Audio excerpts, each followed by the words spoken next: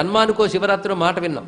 అంటే సరిగ్గా చేయగలిగితే శివరాత్రి ఒక సంవత్సరానికి కాదు జన్మకు కూడా తరింపజేస్తోంది కనుక జన్మ తరించడానికి ఒక్క శివరాత్రి సరిగ్గా చేయగలిగితే చాలు అని మన పెద్దవాళ్ళు చెప్తూ ఉంటారు. భగవంతుడు మానవులు తరించడానికి ఇచ్చే ఒక గొప్ప అవకాశాల్లో ఒకటి మహాశివరాత్రి పర్వదినం. ఈరోజు యోగ సాధనకు కూడా చాలా విశేషమైనది.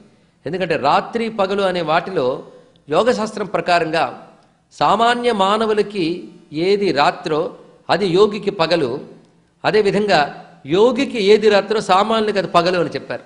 దీని అర్థం ఏంటంటే మనం మెలకుగా ఉన్నప్పుడు యోగి నిద్రపోతాడు, వాళ్ళు నిద్రపోతున్నప్పుడు మనం మెలకుగా ఉంటామన్నారు. దీని అర్థం ఏంటంటే నిద్రపోవడం అంటే పట్టించుకోకపోవడం అని అర్థం.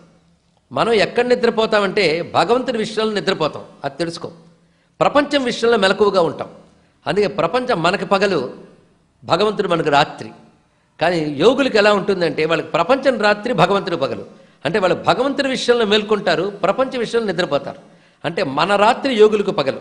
ఇప్పుడు మన రాత్రి అంటే మన దృష్టిలో మాఘకృష్ణ చతుర్దశి రాత్రి, కానీ ఆ రాత్రి యోగులు మేల్కొంటారు, ఎందుకంటే రాత్రి శివుని చూస్తారు. కనుక మనం కూడా యోగ మార్గంలోకి వెళ్ళి యోగులమై ఈ రాత్రి శివజ్ఞానాన్ని స్పష్టంగా చూడగలిగే సాధన చేయాలి అనే ఉద్దేశంతో ఈ మహాశివరాత్రి పర్వాన్ని పెద్దలు నిర్దేశించారు. దానికి అవకాశంగా భారతదేశంలో అనేక శివక్షేత్రాలు లభిస్తున్నాయి. ప్రతి క్షేత్రం అత్యంత మహిమాన్వితమైనది. జ్యోతిర్లింగాల రూపంతో 12 ఉన్నాడు. ఈ 12 జ్యోతిర్లింగాలకు ఉపలింగాలు వందల సంఖ్యలో ఉన్నాయి. అంటే జ్యోతిర్లింగాలుగానే ఎన్ని చోట్లున్నాడు. జ్యోతిర్లింగాలంటే శివుడు తనంత తాను వ్యక్తమైన స్వయంభూలింగాలు.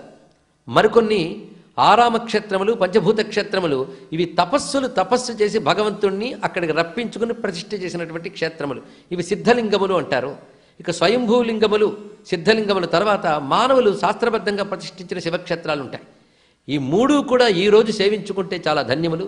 ఇలాగ భారతదేశంలో అనేక చోట్ల ఉన్న శివక్షేత్రముల్లో వెలసి ఉన్నటువంటి ఆ పరమేశ్వరుడు మనల్ని అనుగ్రహించుగాక. ఈ దేశాన్ని, ఈ ధర్మాన్ని కాపాడు.